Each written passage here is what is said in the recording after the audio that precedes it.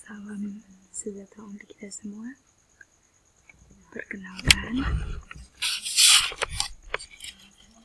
nama saya Veronica Siba dengan NIM 84202190011 dengan anggota Antonius Padua Bolyatamakin dengan NIM 84202190002. Kami mahasiswa semester 4 Program Studi Pendidikan Matematika Fakultas Keguruan dan Ilmu Pendidikan Institut Keguruan dan Teknologi Larantuka. Di sini saya akan menjelaskan makalah persamaan diferensial dengan judul Persamaan Linear Ordo 1. Saya membuat video ini untuk memenuhi salah satu tugas dari mata kuliah persamaan diferensial dengan dosen pengampu Bapak Bernardus bin Francesi, MPD.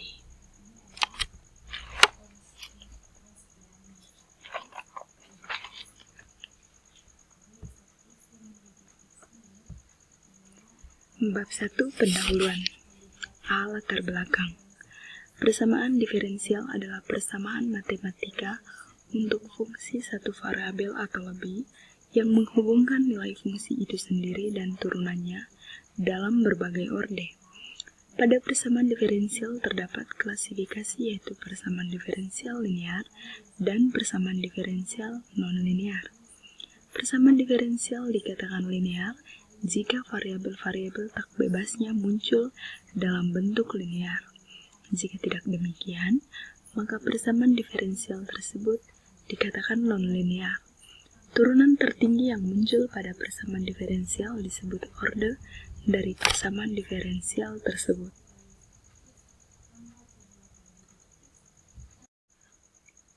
Yang berikut rumusan masalah.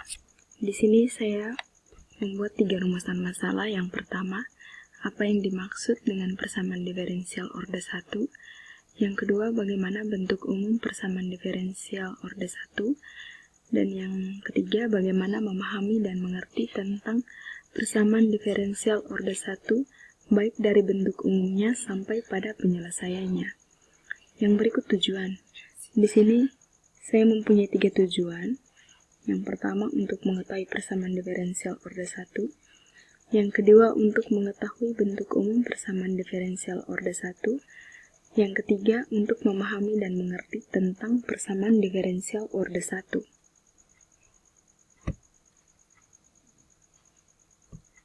Lalu yang berikut, bab 2 tentang pembahasan. A. Pengertian. Persamaan linear adalah suatu persamaan yang memuat satu atau lebih turunan fungsi yang tidak diketahui.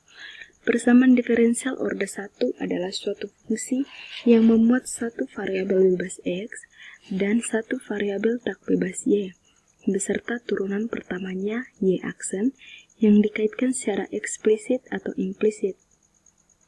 Solusi umum persamaan diferensial adalah fungsi yang memuat konstanta C dan memenuhi persamaan diferensial tersebut.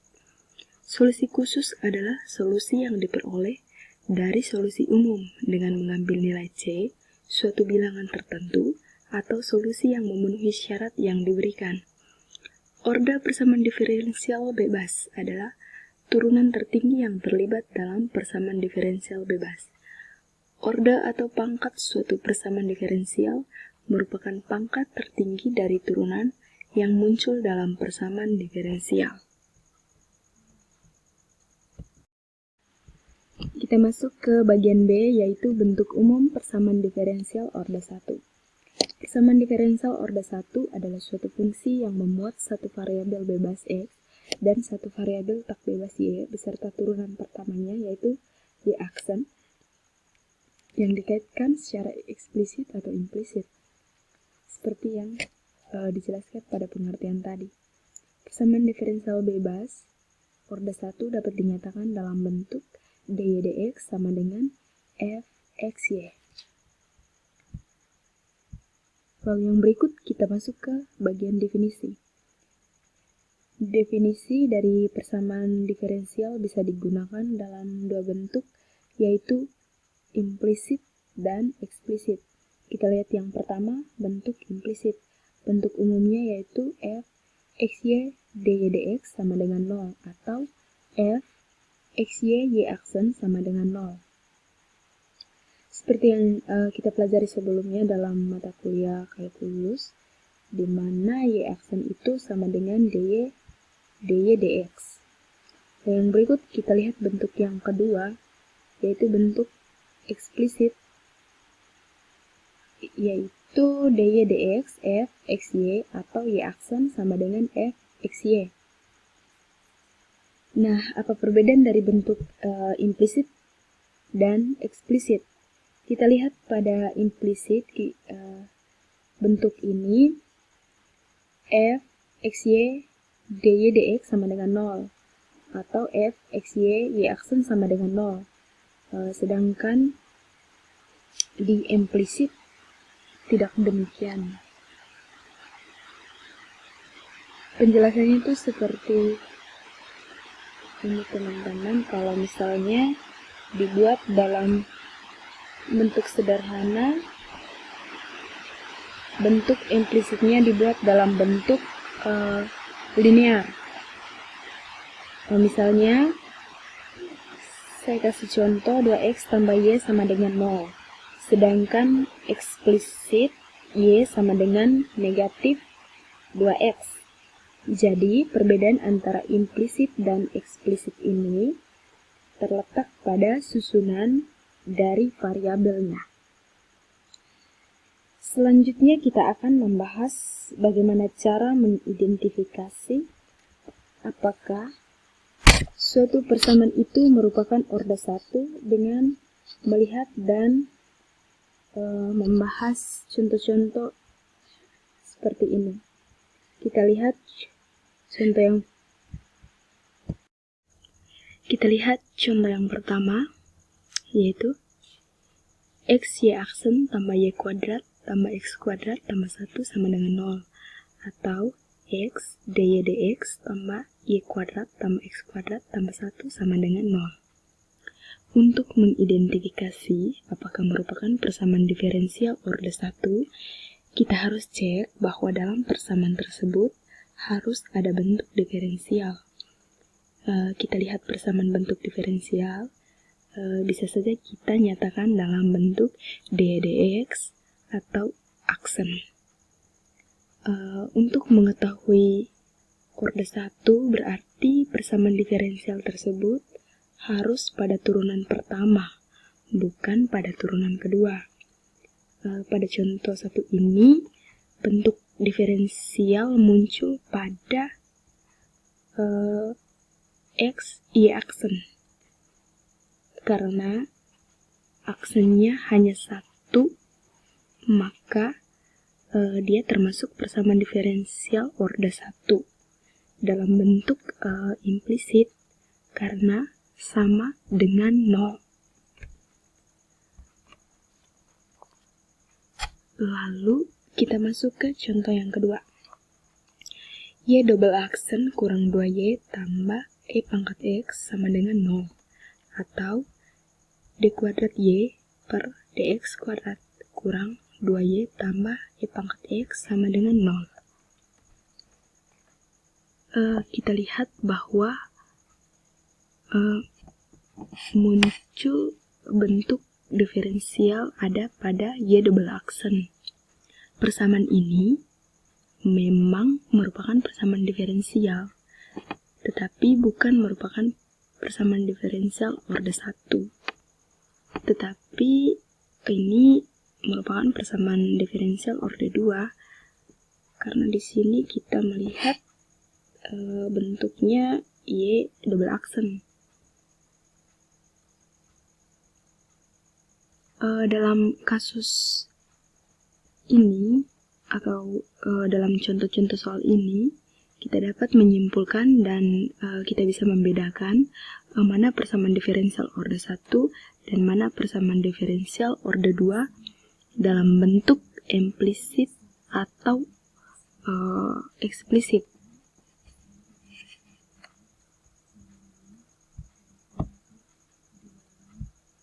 Lalu yang berikut kita masuk ke definisi 2. Suatu fungsi Y sama dengan YX dikatakan solusi persamaan diferensial 1 atau 2 apabila Y kurang YX dan turunannya Y aksen memenuhi persamaan diferensial 1 atau 2. Agar teman-teman bisa memahami maksud dari definisi ini, kita akan membuat analoginya ya. Bila hendak mencari solusi dari persamaan misalnya x kuadrat kurang 1 sama dengan 0, kita tahu bahwa solusinya adalah x sama dengan plus minus 1. Kita bisa mengatakan bahwa x sama dengan plus minus 1 ini merupakan solusi dari x kuadrat kurang 1 sama dengan 0 apabila kita substitusikan x-nya ke dalam persamaan tersebut juga memenuhi persamaan tersebut.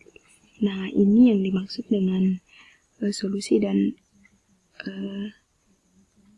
merupakan contoh dari definisi ini. Nah, untuk lebih jelasnya kita lihat contoh di bawah ini. Kita akan memeriksa bahwa Y sama dengan X kuadrat tambah 1 merupakan solusi dari persamaan diferensial Y aksen sama dengan 2X. Kita akan cek, di sini kita harus mencari turunannya berdasarkan definisi. Y aksen sama dengan 2X ini adalah turunannya. Kemudian kita substitusikan ke persamaan diferensial. Apakah turunannya ini memenuhi persamaan diferensial tersebut atau tidak? Kita lihat di sini 2X sama dengan 2X. Ternyata memenuhi. Lalu yang berikut kita periksa apakah Y sama dengan X kuadrat tambah C, sedangkan solusi dari persamaan diferensialnya Y aksen sama dengan 2X. Kita akan mencari turunannya Y aksen sama dengan 2X. Hasilnya sama dengan sebelumnya. Maka fungsi ini merupakan persamaan diferensial Y aksen sama dengan 2X. Kita lihat di sini. Yang membedakan adalah nilainya. Konstanta yang pertama adalah 1. Yang kedua adalah C. Pada dasarnya menurunkan suatu konstanta nilainya adalah 0. Dengan demikian, berapapun konstantanya, maka dia merupakan suatu solusi dari persamaan diferensial Y aksen sama dengan 2X. Dalam kasus ini, bentuk Y sama dengan X kuadrat tambah 1 merupakan solusi khusus. Sedangkan Y X kuadrat tambah C ini merupakan solusi umum dari persamaan diferensial.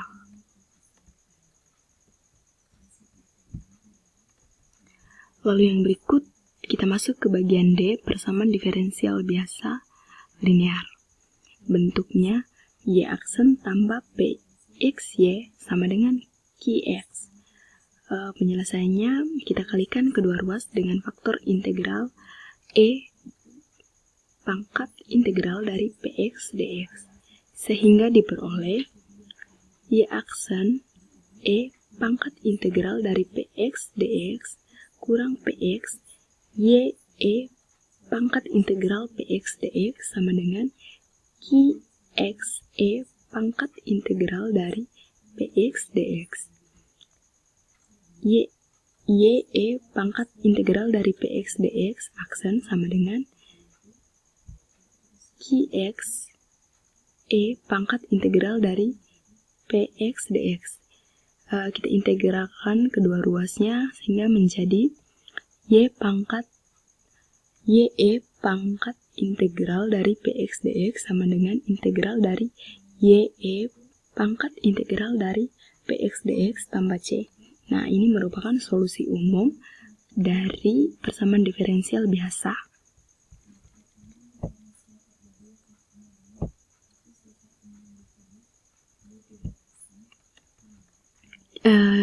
Lalu yang berikut, Untuk lebih jelasnya kita melihat satu contoh soal ini. Selesaikan persamaan diferensial berikut. Bentuknya x y aksen kurang 2y sama dengan x pangkat 3 e pangkat x. Penyelesaiannya x y aksen kurang 2y sama dengan x pangkat 3 e pangkat x jika dan hanya jika y aksen kurang 2y per x sama dengan x kuadrat e pangkat x jika dan hanya jika p sama dengan negatif 2 per x dan qx sama dengan x kuadrat e pangkat x. Faktor integrasinya yaitu e pangkat integral dari negatif 2 per x dx sama dengan e pangkat negatif 2 ln x sama dengan x pangkat negatif 2. Kedua ruas dikalikan dengan x pangkat negatif 2 sehingga didapatkan 1 per x kuadrat y aksen kurang 2 per x pangkat 3y sama dengan e pangkat x dikalikan dengan 1 per y kuadrat y aksen sama dengan e pangkat x jika dan hanya jika 1 per x kuadrat y sama dengan e pangkat x tambah c jika dan hanya jika y sama dengan x kuadrat e pangkat x tambah cx kuadrat. Jadi solusi umumnya adalah y sama dengan x kuadrat e pangkat x tambah cx kuadrat.